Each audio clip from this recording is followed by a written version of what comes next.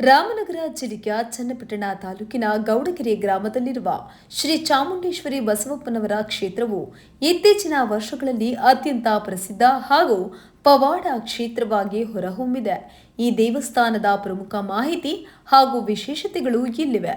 ವಿಶ್ವದ ಅತಿ ಎತ್ತರದ ಪಂಚಲೋಹದ ವಿಗ್ರಹ ಇದು. ಈ ಕ್ಷೇತ್ರದ ಪ್ರಮುಖ ಆಕರ್ಷಣೆ ಅಂದರೆ ಭವ್ಯವಾಗಿ ಕಂಗೊಳಿಸುವ ಶ್ರೀ ಚಾಮುಂಡೇಶ್ವರಿ ದೇವಿಯ ದಿವ್ಯ ಮೂರ್ತಿ. ಎತ್ತರ ಸರಿಸುಮಾರು 60 ಅಡಿ ಎತ್ತರದ ಬೃಹತ್ ಮೂರ್ತಿ ಇದಾಗಿದೆ. ವಿಶೇಷತೆ ಅಂದರೆ 18 ಕೈಗಳನ್ನು ಹೊಂದಿರುವ ಈ ದೇವಿಯ ವಿಗ್ರಹವನ್ನ ಪಂಚಲೋಹಗಳಿಂದ ಅಂದರೆ 5 ಲೋಹಗಳ ಮಿಶ್ರಣದಿಂದ ತಯಾರಿಸಲಾಗಿದ್ದು, ಈ ರೀತಿಯ ಅತಿ ಎತ್ತರದ ಚಾಮುಂಡೇಶ್ವರಿ ಮೂರ್ತಿ ಜಗತ್ತಿನಲ್ಲೇ ಮೊದಲನೆಯದು ಎಂಬ ಹೆಗ್ಗಳಿಕೆಗೆ ಪಾತ್ರವಾಗಿದೆ. ಕ್ಷೇತ್ರದ ಪವಾಡ ಮತ್ತು ನಂಬಿಕೆಗಳು ಹೀಗಿವೆ. ಸಂಕಲ್ಪದ ಕಾಯಿ. ತೆಂಗಿನಕಾಯಿ ಕಟ್ಟೋದು ಅಂದ್ರೆ ಭಕ್ತರು ತಮ್ಮ ಕಷ್ಟಗಳು, ಮದುವೆ ವಿಳಂಬ, ಅನಾರೋಗ್ಯ ಅಥವಾ ಯಾವುದೇ ರೀತಿಯ ದೃಷ್ಟಿ ದೋಷ, ನಕಾರಾತ್ಮಕ ಶಕ್ತಿಗಳ ನಿವಾರಣೆಗಾಗಿ ಇಲ್ಲಿಗೆ ಬಂದು ದೇವಿಯ ಮುಂದೆ ಸಂಕಲ್ಪ ಮಾಡಿ ತೆಂಗಿನಕಾಯಿಯನ್ನ ಮುಡಿಪಾಗಿ ಕಟ್ತಾರೆ. ಹೀಗೆ ಕಾಯಿ ಕಟ್ಟುವುದರಿಂದ ಕೇವಲ ಕೆಲವೇ ದಿನಗಳಲ್ಲಿ ಅಂದುಕೊಂಡ ಕೆಲಸಗಳು ಈಡೇರುತ್ತದೆ ಅನ್ನೋದು ಭಕ್ತರ ದೃಢ ನಂಬಿಕೆ. ತಾಳೆಗರಿ ಶಾಸ್ತ್ರ. ಇಲ್ಲಿ ಭಕ್ತರ ಭವಿಷ್ಯ ಹಾಗೂ ಸಮಸ್ಯೆಗಳಿಗೆ ತಾಳೆಗರಿಗಳ ಮೂಲಕ ಪರಿಹಾರ ಹಾಗೂ ಮಾರ್ಗದರ್ಶನ ನೀಡುವ ಪದ್ಧತಿಯೂ ಸಹ ಇದೆ. ವಾತಾವರಣ ಮತ್ತು ದಾಸೋಹ. ದೇವಸ್ಥಾನವು ಹಸಿರು ತೋಟ ಹಾಗೂ ಹೊಲಗದ್ದೆಗಳ ಮಧ್ಯೆ ನೆಮ್ಮದಿಯ ವಾತಾವರಣದಲ್ಲಿದೆ. ಇಲ್ಲಿಗೆ ಬರುವ ಭಕ್ತಾದಿಗಳಿಗೆ ಪ್ರತಿನಿತ್ಯ ಉಚಿತ ದಾಸೋಹ ವ್ಯವಸ್ಥೆ ಇರುತ್ತದೆ. ಅಮಾವಾಸ್ಯೆ, ಹುಣ್ಣಿಮೆ ಹಾಗೂ ನವರಾತ್ರಿಯಂತಹ ವಿಶೇಷ ದಿನಗಳಲ್ಲಿ ದೇವಿಗೆ ವಿಶೇಷ ಅಲಂಕಾರ ಮತ್ತು ಪೂಜೆಗಳು ನಡೆಯುತ್ತವೆ. ಆ ದಿನಗಳಲ್ಲಿ ಲಕ್ಷಾಂತರ ಭಕ್ತರು ಭೇಟಿ ನೀಡ್ತಾರೆ. ದೇವಸ್ಥಾನ ತಲುಪೋದಾದ್ರೂ ಹೇಗೆ ಅಂದರೆ, ಸ್ಥಳ ಗೌಡಗೆರೆ ಗ್ರಾಮ, ಚನ್ನಪಟ್ಟಣ ತಾಲೂಕು, ರಾಮನಗರ ಜಿಲ್ಲೆ ಅಂದರೆ ಇಂದಿನ ಬೆಂಗಳೂರು ದಕ್ಷಿಣ. ಅಂತರ ಬೆಂಗಳೂರಿನಿಂದ ಮೈಸೂರು ಎಕ್ಸ್‌ಪ್ರೆಸ್ ವೇ ಮಾರ್ಗವಾಗಿ ಸುಮಾರು 80 ಕಿಲೋಮೀಟರ್ ಹಾಗೂ ಚನ್ನಪಟ್ಟಣದಿಂದ ಸುಮಾರು 14 ಕಿಲೋಮೀಟರ್ ದೂರದಲ್ಲಿದೆ.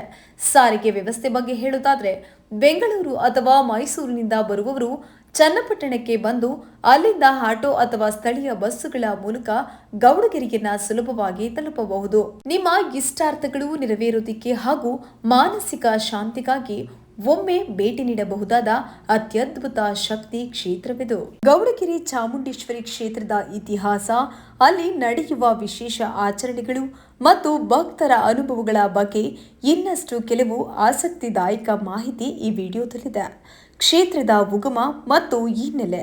ಈ ಕ್ಷೇತ್ರವು ಇತ್ತೀಚಿನ ವರ್ಷಗಳಲ್ಲಿ ಅತಿ ಹೆಚ್ಚು ಪ್ರಸಿದ್ಧಿ ಪಡೆದಿರುವ ಇದರ ಹಿಂದೆ ದೈವಿಕ ಸಂಕಲ್ಪವಿದೆ ಎಂದು ನಂಬಲಾಗುತ್ತೆ. ಈ ಕ್ಷೇತ್ರದ ಮುಖ್ಯಸ್ಥರಾದ ಡಾಕ್ಟರ್ ಚಂದ್ರಶೇಖರ್ ಗುರೂಜಿ ಅವರಿಗೆ ಆದ ದೈವಿಕ ಪ್ರೇರಣೆಯಿಂದ ಈ ಭವ್ಯ ದೇಗುಲ ಮತ್ತು ಪಂಚಲೋಹದ ವಿಗ್ರಹವನ್ನು ನಿರ್ಮಿಸಲಾಯಿತು. ಕೇವಲ ಒಂದು ಸಣ್ಣ ಸ್ಥಳವಾಗಿ ಆರಂಭವಾದ ಈ ಕ್ಷೇತ್ರ ಇಂದು ಜಗತ್ತಿನಾದ್ಯಂತ ಭಕ್ತರನ್ನು ಸೆಳೆಯುವ ಬೃಹತ್ ಧಾರ್ಮಿಕ ಕೇಂದ್ರವಾಗಿ ಬೆಳೆದಿದೆ.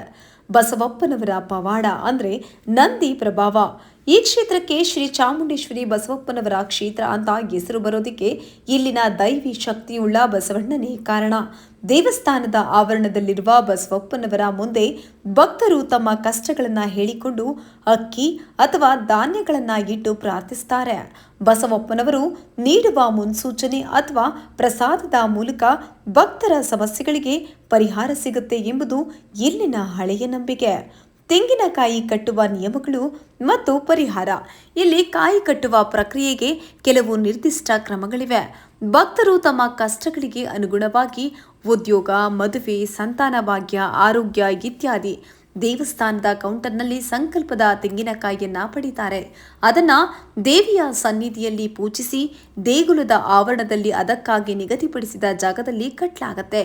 ವಿಶೇಷತೆ, ಒಮ್ಮೆ ಸಂಕಲ್ಪ ಈಡೇರಿದ ನಂತರ ಭಕ್ತರು ಮರಳಿ ಕ್ಷೇತ್ರಕ್ಕೆ ಬಂದು ತಾವು ಕಟ್ಟಿದ ಕಾಯಿಯನ್ನ ಬಿಚ್ಚಿ ದೇವಿಗೆ ಕೃತಜ್ಞತೆಯನ್ನ ಸಲ್ಲಿಸಿ ವಿಶೇಷ ಪೂಜೆಯನ್ನ ನೆರವೇರಿಸುತ್ತಾರೆ. ಇಂದು ದೇವಸ್ಥಾನದ ಆವರಣದಲ್ಲಿ ಲಕ್ಷಾಂತರ ಕಾಯಿಗಳು ಕಟ್ಟಲ್ಪಟ್ಟಿರುವುದನ್ನು ನೀವು ಕಾಣಬಹುದು. ಕರಕುಶಲತೆ ಮತ್ತು ಮೂರ್ತಿ ನಿರ್ಮಾಣ. 60 ಅಡಿ ಎತ್ತರದ ಈ ಚಾಮುಂಡೇಶ್ವರಿ ದೇವಸ್ಥಾನವು ಅತ್ಯಂತ ನುರಿತ ಶಿಲ್ಪಿಗಳು ವರ್ಷಗಟ್ಟಲೆ ಶ್ರಮಪಟ್ಟು ಕೆತ್ತಿದ್ದಾರೆ.